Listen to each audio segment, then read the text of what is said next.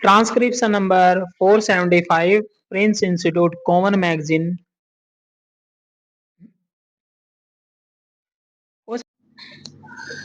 At the rate 80 word per minute. Be ready? Start. Sir, while speaking yesterday, I referred to the program created for the Export Promotion Council by the quality of goods supplied, which lacked both imagination and integrity. Therefore, not only have standards to be laid down, but some help has also to be given by way of backing properly to all those people who would also like to ask the Honorable Minister to clarify as to how he is going to lay down the standard for the goods. Will the contract between the buyer and the seller be concluded first and then the quality or standard will be decided? The question of price has to be settled, and we also know that the price varies according to the country that buys the article.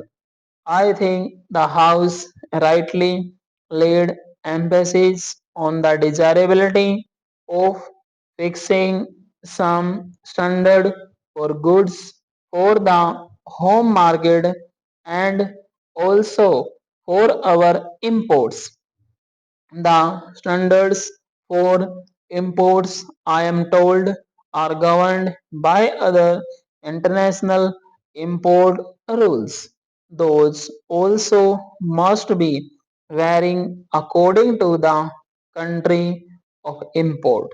In any case, unless there are some standards laid down for the sale of goods in the home market, there will be difficulty. There are people who are used to selling things different from what they had advertised. The thing advertised is something other than what is actually sold. So, unless our traders are trained to respect integrity and some business morals, it is not possible for them suddenly to rise to the occasion and out of patriotic motives sell goods of the particular specified standard. I would also like to make a suggestion to the Honorable Minister and say that it is not enough to lay down the rules for the export, quality, control and inspection. It is very necessary now to advertise in the foreign countries that we have taken care of this aspect because of the bad name that we have acquired in the past on account of the business ways of some of the exporters. We have acquired a very bad name in some of the countries, and in order to counteract that, we have to undertake wide publicity in foreign countries to undo what has been done so far. There is one more question which I would like to ask the Honorable Minister so that we may clarify the doubt that may be in the minds of some honorable members. It is stated that the funds for the Export Promotion Council would be partly from the government and partly from funds paid by way of donation.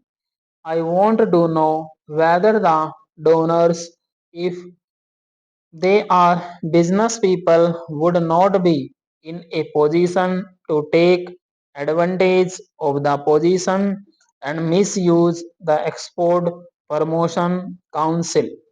Instead, I would suggest that heavy fees may be prescribed for the inspection of the goods, and if necessary, all the money that is required should come from the government and no money should be accepted by way of donations. I would also like the government to see that punishment is not so much in the form of fine, because it is well known that where money is got freely either through black marketing or by taking advantage of certain trade conditions, fine is no consideration at all.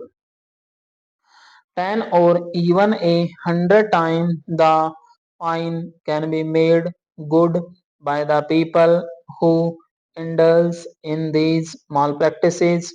Therefore, it is not only enough to prescribe punishment for the persons who are found guilty under this act, but it is also necessary that we prescribe heavy punishment for the inspectors so as to leave no room for suspicion in the minds of the people.